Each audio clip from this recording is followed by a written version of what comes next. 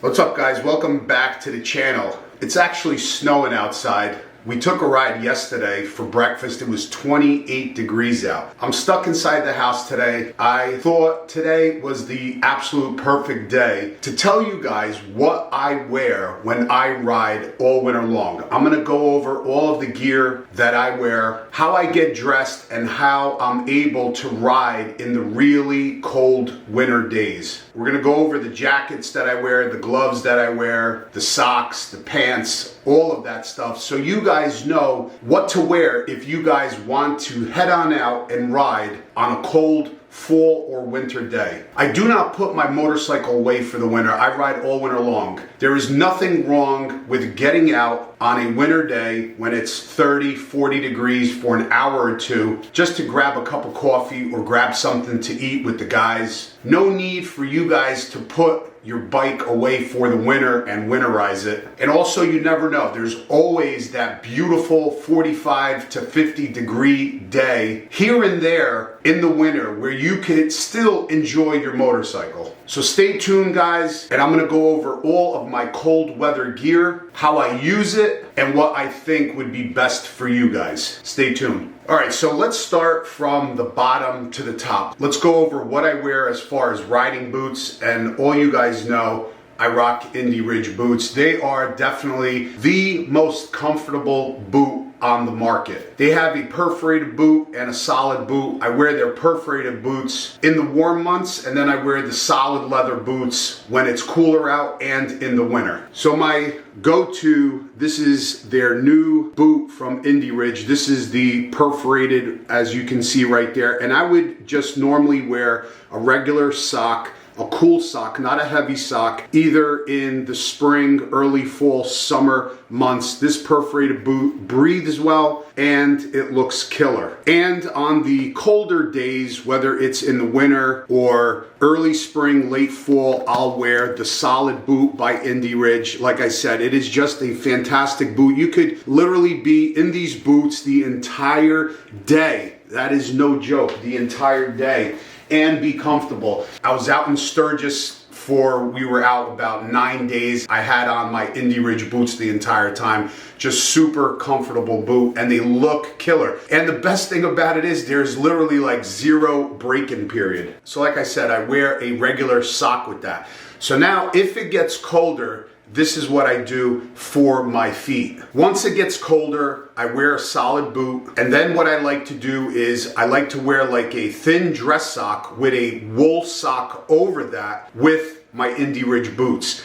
That's normally good for like 30, 40 degree weather. But once it gets colder than that, if you want to ride, take a ride when, say, it's like below 32 degrees, below freezing, this is my go-to right here. And just so you guys know, I've been wearing Gerbing heated apparel for years now. I started off wearing their Gerbing heated jacket, I don't know, like since they came out. And throughout the years, just started getting more apparel. And Gerbing did send me out a bunch of this stuff, but way before they even sent me anything out, I've been using their heated gear for many, many years. As you guys know, with the videos that we make, we ride all winter long, and it's always because I've had Gerbing heated apparel on. So now, sticking with the feet, this is a Gerbing heated sock. So there's actually coils in the bottom of the foot and around, and there is a small battery pack right there that actually fits into this pocket. You could plug it in like that.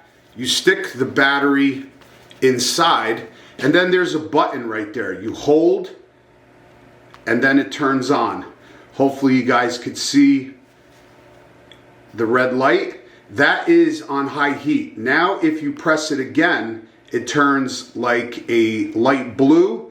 That's medium. If you turn it on again, that is on the cool setting. If you press it again, it's back onto the high setting. To turn it off, you hold, depress that button, and it shuts off. Depending on how cold it is, I'll have these on and I'll turn it on, and basically I'll leave it on the coolest setting and I'll see how my feet are. And if they do get a little cold, I'll turn it up to the medium and I'll just work my way from the lowest setting to the highest setting to preserve the battery, obviously. If it is on the highest setting, obviously it's going to wear out, drain your battery a lot quicker, but that's what I do. I work basically my way from the bottom setting to the top. And these, I'm gonna tell you right now, if you have them on, you don't need any kind of really super heavy duty winter boot. They keep your feet warm. And as you guys know, if you guys do ride in the cold, as soon as your toes and feet get cold, you're done. It's like your fingers. Once your hands and feet are cold, you could be cold in the chest area, in the thighs, but once your extremities, as far as your fingertips and your toes get cold, you're done. You can't ride anymore. It is the most excruciating pain when your fingers and your toes are frozen. And all you can think about are your fingers and your toes, and you really can't concentrate on riding. So it's really not a good idea. I just wear these socks if it is really cold out with my boots, and I'm good to go. The battery, depending on what setting you have it on, if you have it on the highest setting, I think it'll last probably about 6-7 hours. On the lowest setting. And if you have it on the highest setting, probably 4 or 5 hours, but no one's really riding that long. We're not talking about taking a trip into Canada during the winter and being on the bike for 14 hours a day. But if you do want to take 4, 5, 6, 7 hour ride, or if you're traveling, these are definitely the way to go. Gerbing heated socks. So that's what I wear for my feet, the boots, the socks. That's what I normally wear. Now let's get to the pants area. All right, so we covered our feet. Now let's cover our legs. So if we're riding in the summer, early fall, late spring, I will always have on my First Manufacturing Kevlar jeans. They're thick, they're very comfortable, and they have obviously a lot of protection because they are Kevlar lined. And they have a lot of give. So if it gets colder, these are the stages that I normally do. If I ride in the late fall, early spring, I will have on a pair of these. These are like tight long johns, not your old man style white long johns, baggy, hanging all over the place. These are really tight. These are by Nike. They have them from Under Armour, all bunch of different companies that make this style. But these are like, I don't know, these are like, they're tight. So when you put these on, you want them to be tight up against your skin so they're not loose and baggy and you're really uncomfortable putting your jeans over it. So these are really tight. They're actually pretty thick, but they are super tight to your legs and to your midsection. So when you put on your jeans, the jeans actually go over. They just slide right over these and give you that extra layer of protection. So that's what I would use when it gets a little colder than that. There's 2 other stages that I go into now.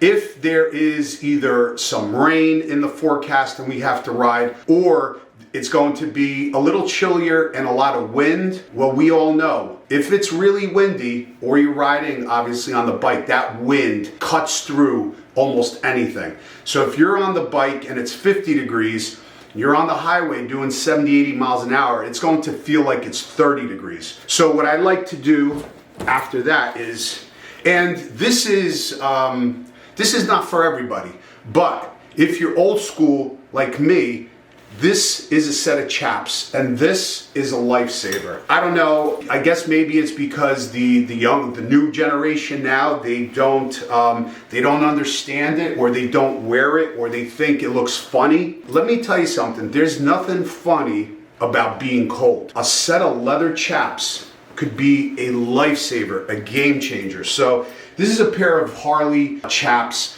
and like I said, once you put these on, as you guys know, the leather, it cuts the wind. And when I have my Kevlar jeans on with, like, say, the Under Armour or the Nike tight long johns underneath, once I put these on, you literally don't feel anything. There is no wind on your shins, on your thighs. Trust me when I tell you, I keep them in the wintertime, I keep them in my saddlebag. And if I'm out riding and I get a little bit chilly, I feel that wind cutting through my pants, these go on. And trust me when I tell you, there is no reason why you should think these look silly, because it's definitely better to be warm than you thinking you look silly. And honestly, this is old school, man. This is old school. It works. I think it looks great. There's nothing wrong with it. And sure as shit, I will tell you, I would rather be warm on the bike and comfortable looking over at the guy next to me because he doesn't want to wear these. He's shivering and he's cold and he's uncomfortable on the bike, and all he is probably thinking about is going home. So that is the next step, and you will be good. Probably, trust me when I tell you, we just went on a ride. All I had yesterday, we went on a ride, went for breakfast. It was 28 degrees out, and I had on, like I just showed you, my Nike tight long johns on and my Kevlar riding jeans. That's all I had on in 28 degree weather, okay? And I was okay. I could have had the chaps on, but we weren't going out for a long time, only an hour or two, no problem. But any bit longer than that, I would definitely have had my chaps on. So there is a next step, but we'll go over that in a little bit. So let's now get into what I wear as far as the midsection. So as you guys can see, I have like everything sprawled out all over here, all over my bike. If it is super, super hot out, I'm talking about 100 degrees, yes, I will have just a t-shirt on riding, because your body could literally like overheat, and that's not good for you as well. Yes, you want to take it a little easier riding. You don't want to be a squid and doing 160 miles an hour in a t-shirt. I've seen so many accidents where that happens, and honestly, if you're lucky to survive an accident at that high of a speed and you don't have the proper riding equipment, you're still going to be messed up as far as leaving a lot of your skin on the pavement. So you definitely want to have the proper gear, and I'm all about riding with the proper gear, with the riding boots, Kevlar pants, jacket, leather jacket, or what have you, some kind of protection. You definitely have to have some kind of protection. If you're in a state, even I did it with no helmet law, I will ride without a helmet if it is really, really hot out, like we did in South Dakota. It was over 100 degrees in Montana, going to the Devil's Tower. So yeah, I didn't have a helmet on, but I take it easy. I'm a little more cautious. Just like I said, with just having a t-shirt on, if it's really hot out, if it's like probably 95 or above, 90 above, I will have just a t-shirt on, only because if you ride long distances, you cannot be all bundled up 95 degrees, 100 degrees outside. You will literally overheat. And because your body will overheat, you will get heat exhaustion and you will get tired a lot quicker.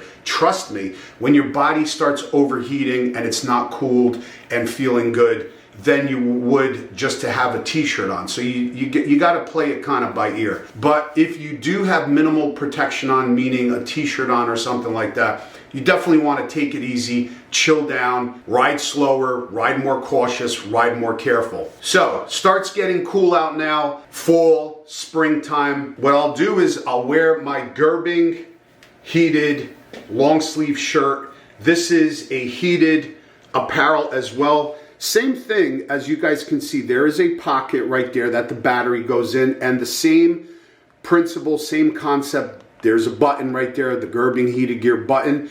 And these items that I'm showing you now, as far as the socks and this shirt go, these are battery powered items. So I will show you later what I have for hardwired items. But the same principle, you hold down the button, turns red, another button, another time you hit it, it'll turn a dark blue, and then another time a light blue, going through the three modes, the three heating modes that these apparels have. So this is what I'll wear if it gets a little cooler. I could wear this under a sweatshirt. And what's great about it is, if you don't want to turn it on, you don't have to. If you have it on under a sweatshirt or you have it underneath a vest or something like that, you could just use it as a long sleeve shirt. But this is where it gets good. If you do get a little cooler, a little colder, and you're riding, say, all day, now the sun came down and it's a lot cooler, it takes 2 seconds to hit that button and now you have heated apparel. So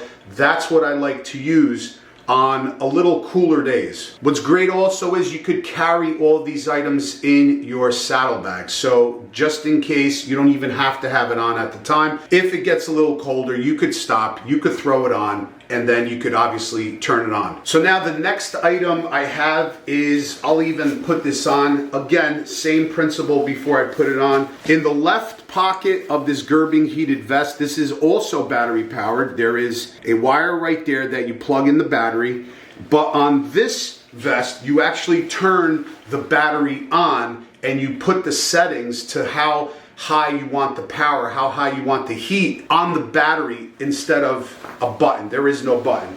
So even with this, what's great about this is if you put this vest on and you don't want to get a size, this goes for the vest, the jacket, anything. You don't want to get a size where it's really big on you, because then the coils and the material are going to kind of be off your body, if that makes sense. You want it kind of firm, fitting, so this way when you turn on the heat, you're immediately, basically, there's no like buffer layer in between your skin and the garment. So this way it starts heating your body up really quick.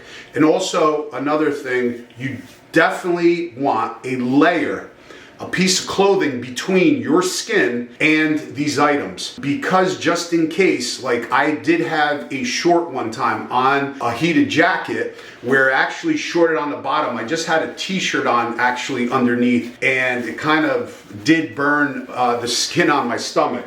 So I mean, it happens, but that jacket I was using for like, I don't know, 3-4 years. It could have been from me folding it up, putting it in my saddlebag, could have been a short in there, but I don't know. But you definitely want a piece of clothing between your skin and any kind of heated apparel. So now what's great about this vest is not only can you throw a jacket over it, a sweatshirt over it, your heavy leather jacket over it. If you want to use it for riding, you could also use this jacket around the house, and that's what I actually do. If I got to throw the Christmas lights up, if I got to do some yard cleanup, if I have to, whatever, like go outside, anything I have to do outside and I know I'm going to be outdoors for a couple hours, I just turn the battery pack on, put it to a setting where I'm comfortable, and I could be literally just in this vest and a sweatshirt like I am now. I could be outside. If it's 32 degrees out, not an issue. You're nice and toasty. So like this vest serves like couple purposes for me. Okay, so now this is my absolute go-to. This has saved my ass many times. Bun burner, saddle sore 1000, up in New York State, coming home from Florida in March, 30 degrees up in the Virginia mountains at 12 o'clock at night. This has saved my ass so many times, I can't even tell you. This is the Gerbing. Now we're actually going into 12 volt plugged in power, okay, off the bike. So as you guys know, there's a harness right here on the side of my bike that is actually fused harness that goes and attaches right to your battery. So this is the Gerbing heated jacket. Love it. So what I do like about this, when you zip it up, all right, when you zip it up, it has this tall collar. Look at that, right? It's almost like a turtleneck, but it's not, but it has the tall collar. You don't want a heated jacket that has no collar that just stops, because believe it or not, this heated jacket, it retains so much heat. Even if you have your helmet on, that heat rises out of like your neck area and it kind of goes into your helmet, and I'm not even kidding. You feel the heat rising into your helmet and keeping your face and head warm. This is the Gerbing 12 volt heated jacket that I use. So there is, hopefully you guys can see it, underneath right here, let me open this up. This right here, it says jacket. So the white one plugs into the bike, and that's for your jacket. And then you have a black one as well, and that's for your gloves. So I'll show you guys how that works. So now if you want to operate the jacket and the gloves, I have a Y splitter, okay? Simple as said, it's a Y splitter that plugs both of these in, and then there's a single one that just plugs into the bike. So now I could power the jacket and the gloves. If you may ask, how are the gloves powered? Right here in the sleeve, there is a wire that you pull out. That's in both of the sleeves. So now when you plug in that Y splitter and both of these into the bike, now you can put on your Gerbing heated gloves. This is also 12 volt power. Now what you do is you take the wire coming out of the sleeve of the jacket, you take the wire coming out of the glove, and now basically you put your glove on. So now you're connected right there from the sleeve to the glove, and you just tuck all these wires in. It's really not a big deal. So when you power yourself up to that Y splitter to the bike, now your jacket is getting heat and your gloves are getting heat. And I'm telling you right now, absolute lifesaver. It could be 20 degrees out. As long as you have this on, I'll show you guys what I wear over it, but as long as you have the heated jacket on with the heated gloves on, you're golden. But now another thing I just put on Mad Max, I have the heated grips, which do help, I have to say, which do help. But it is nothing, you cannot compare the heated grips to a heated glove. The heated grips work well in conjunction with the Memphis Shades hand guards. It keeps all that cold air off your hands. But the heated grips are good if it's like 40, 50 degrees cold. But if you're riding 30 degrees, 35 degrees on the highway, you're definitely going to need a heated glove. The heated grips are not going to do it. I don't care what anybody says. It's just not going to do it. Even the heated grips with a non-heated glove, it is not going to do it in 30-degree weather or colder on the highway. So that makes a big difference. And if you're riding around town 25, 30 miles an hour, it is absolute night and day when you go onto the highway and you're doing 60, 70, 80, that cold factor is like by 100 because that wind just cuts through that glove and basically nothing helps. The only thing that will help you is a heated glove. So it can be powered. I'll show you guys the 7 volt battery powered, but this is a powered from the bike glove by Gerbing. And me personally, I know a lot of people like the battery powered stuff. Me personally, I like it, but I'd rather have a powered apparel on. And I'll tell you why. Because obviously, if you're on the bike a long time, the battery stuff is going to eventually die. And if you're going to be out for a long time, during the course of your ride or your journey, that battery obviously is going to run out and you are going to be left with a frozen friggin' hand or chest or what have you. It all depends. If I'm going out for an hour or 2 or 3, I will have the battery powered stuff on. But if you plan on being on your motorcycle for quite some time, the powered stuff to the bike, 12 volt, there's nothing better. I'm telling you, there's nothing better. Another thing is that battery obviously dies. You're going to have to stop. The journey ends because your hands are going to be frozen. You got to stop and charge that battery. That could take a couple hours to charge, and it's just a hassle. So I highly recommend long trips, long journeys, powered to the bike. If you're going just for coffee, breakfast run, lunch run in a cold weather, battery stuff is absolutely great. So now this version of the Gerbing heated glove is really good. It's a kind of a short glove. It's very tight and compact. I also have a longer version, and I'll leave all links down to everything that I'm talking about down below in the description so you could check it out. Also to Indie Ridge boots and stuff like that. All the links will be down below. This is the longer version. As you guys could see, this is a longer sleeve, which I like as well, because you could, when you put this glove on, this longer sleeve goes over, and that's what you want. You want your glove to actually go over because of the wind.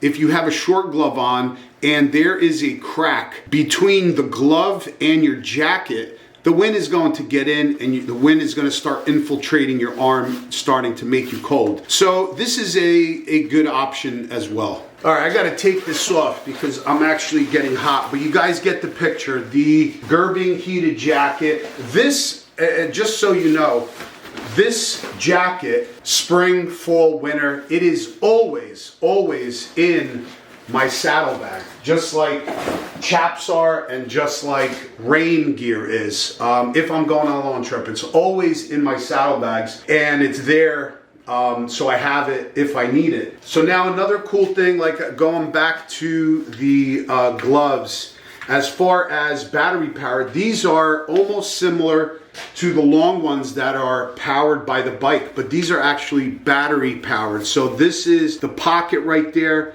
There is the battery. You plug it in, put the battery pack inside the glove, and the same principle, you have that button, you hold it, long press it to turn it on. It'll turn red, then dark blue, then light blue. 3 levels of heat, and these are great, again, if you're going for a shorter trip, a couple hours, and you know you're gonna be home, something like that. But again, would I wear these if, say, for instance, I'm leaving in early March, late February, down to Daytona from New Jersey. Am I wearing a battery-powered glove or battery-powered apparel? Hell no, absolutely not. I'm wearing the powered stuff, 12 volt from the bike.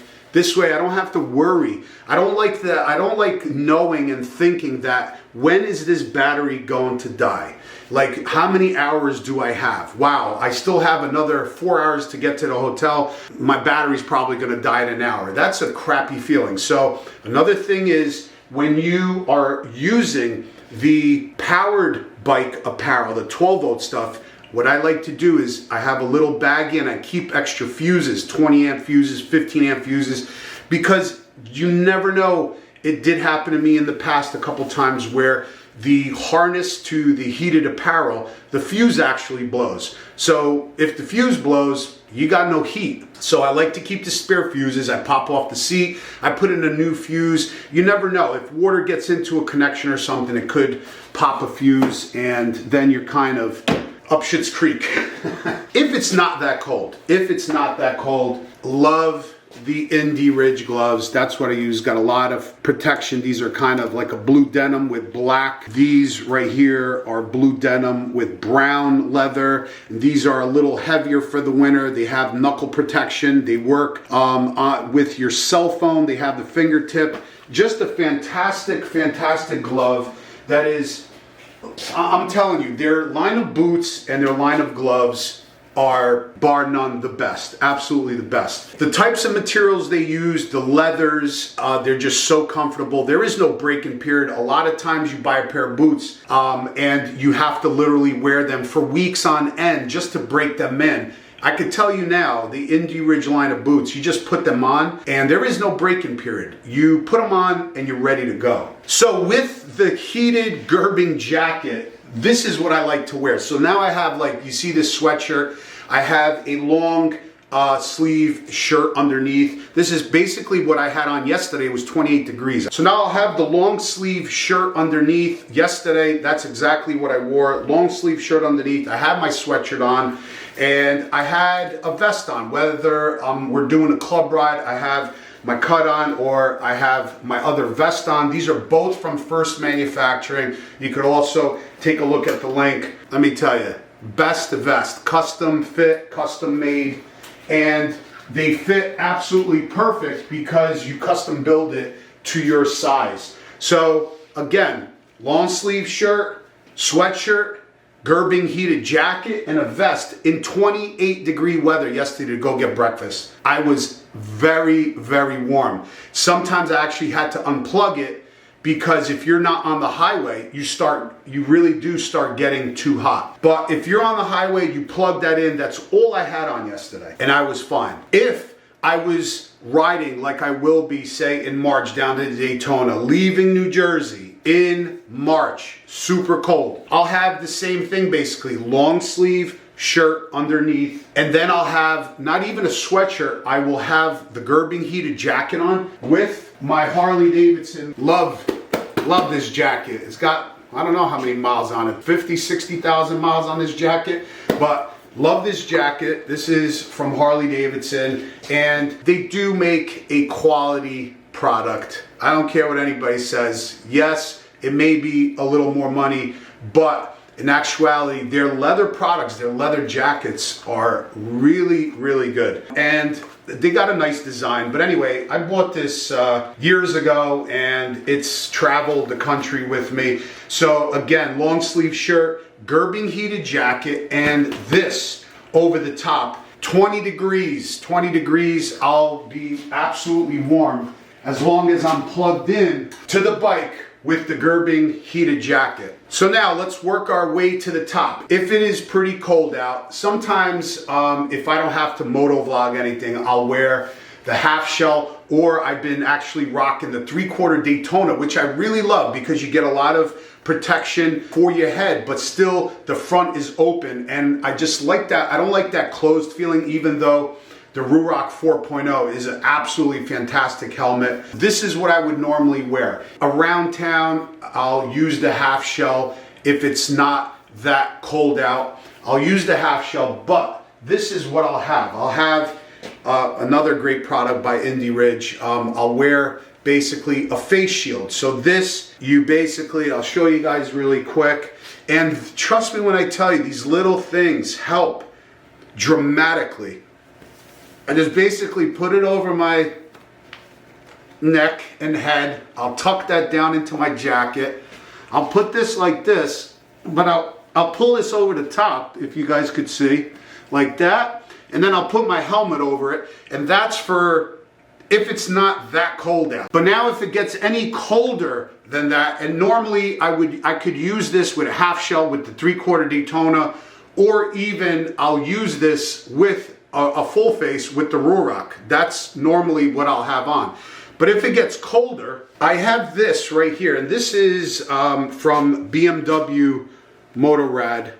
It is a thin, like head sock that, and I like this because it's super thin, it's tight fitting. I'll just push my hair back, all right, and just put it down to my eyebrows, and look, you could cover, and again, this portion will cover your neck. You tuck that down into your jacket, and I'll put my helmet, whether it's the half shell, 3/4, or full face helmet, and you are nice and toasty. Now, if it gets even colder, this is by Carhartt right here, and this is almost the same thing pretty much, but a little thicker. The same principle, but it's thicker. And this is almost basically, like I said, the same principle as the BMW Motorrad one, but it's thicker. And if you're going to be riding when it's 30 or under, if you need to ride in those conditions, then you're definitely going to want something like this. Now, if you guys are going to be riding in the cold weather, as far as the helmet goes, I absolutely recommend you wearing a full face helmet. It is going to give you the best protection as far as from the wind or anything like that. Now, me personally, I like to wear a full face. I don't mind if I want a moto vlog. I kind of need to wear a full face, but honestly, I always wore a half shell helmet, and it's only because I like to wear that. I just feel open.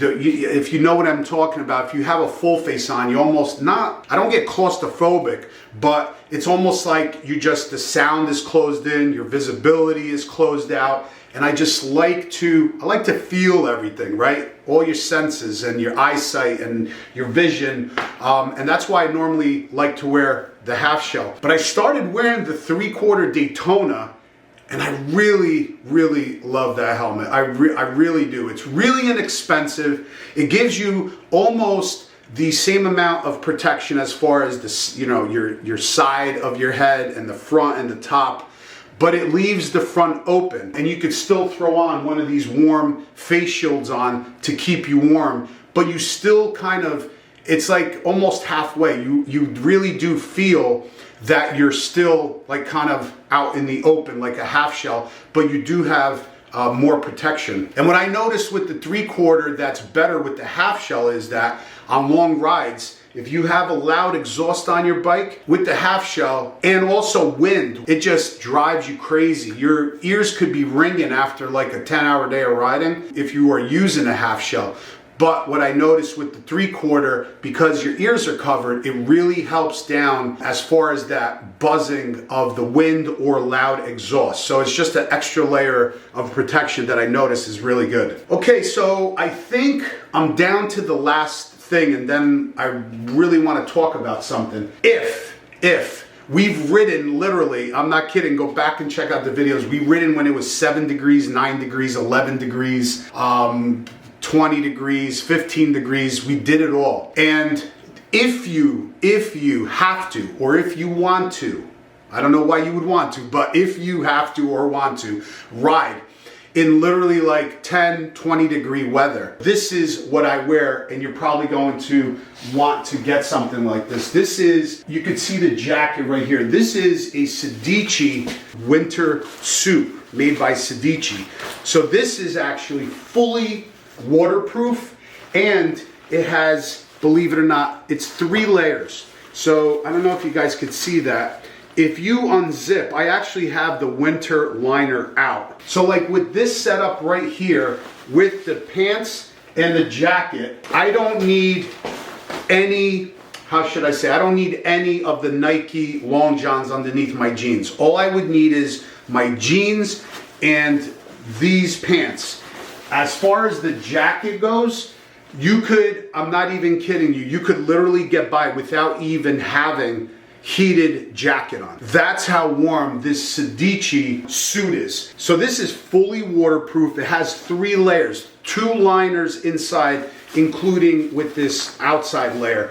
And I do have the winter layer tucked away in my closet right now, but it is crazy, crazy warm. The only problem with this, like this, I would wear something like this if I'm going to be, again, possibly if there's going to be some bad weather, maybe some rain, leaving here for Daytona, and I'm taking my bike, and I know it's going to be in the 20s, possible rain, I'm definitely taking this. I'm definitely taking the Sedici suit because I could always delayer, take it off, put it in my tour pack or saddlebags, whatever. The only problem with this, it's heavier. It's big and bulky. You kind of, it's almost like a snowsuit, right? As a kid, you're walking around like a snowman, but it's a lifesaver. So in super, super extreme conditions, I would wear this.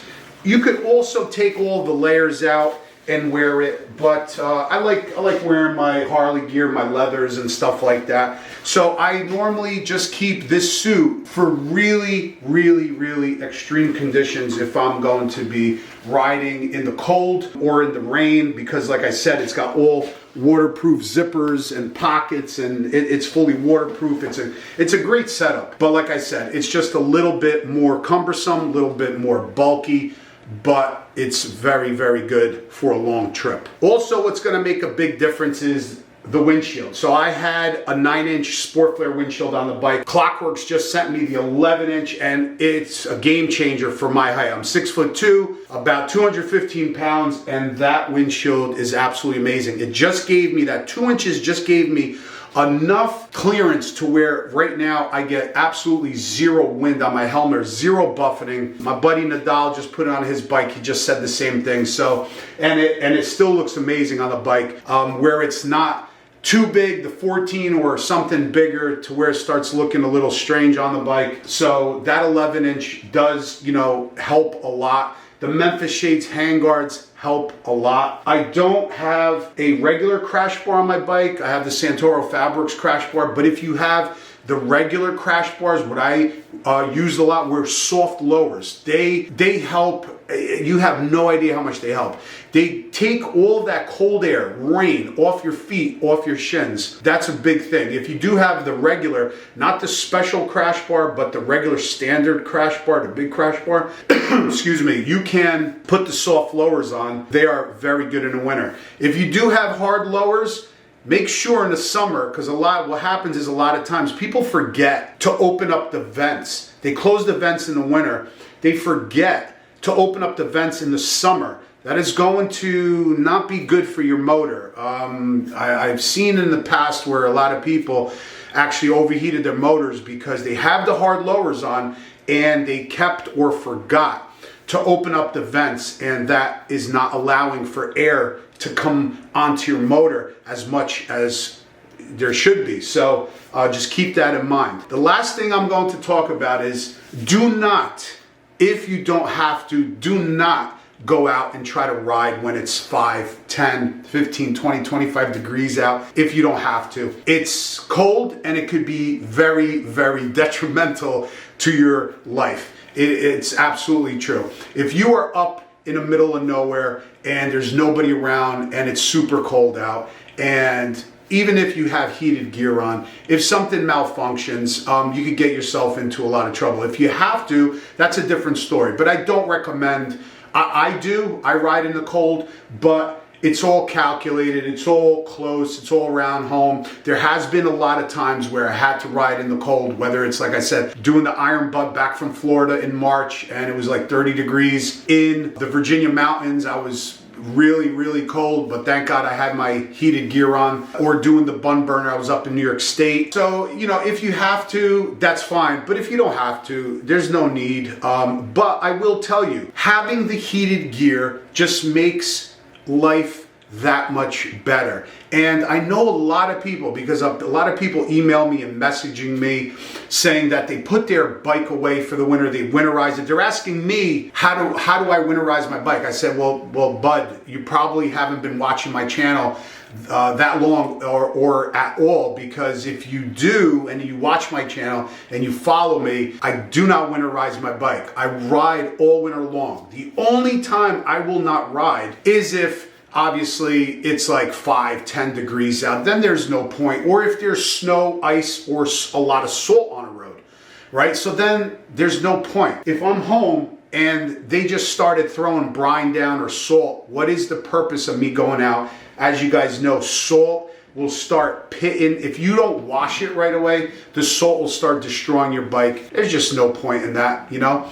But other than that, you know, be careful. Don't go out there if it's too cold. But if you do have to, or if you just want to be more comfortable during the winter, if it is 35, 40 degrees out, there is no reason you and the boys shouldn't be able to go out and grab some coffee, grab some breakfast with heated gear on, and enjoy a couple hours on the bike, right? So hopefully this information helped. If you're new to this channel, do me a favor, hit that subscribe button. And we'll see you guys on the next one. Winter's coming. We're probably going to be doing a lot more videos in the garage. So we'll see you guys on the next one. Peace out. Thanks for watching.